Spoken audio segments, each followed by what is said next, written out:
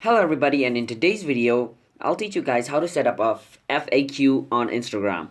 So before starting this video, be sure to like and subscribe with notification turned on to our channel as we post content like this.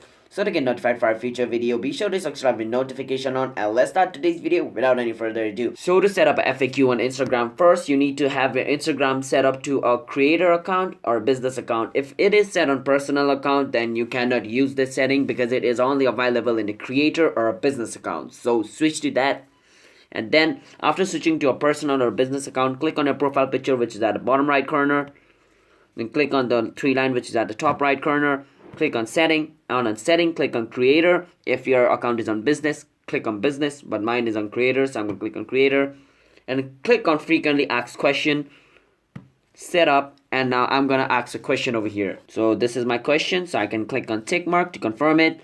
And then this is my question set up. Now if I want to add more question, I can click on add question as well.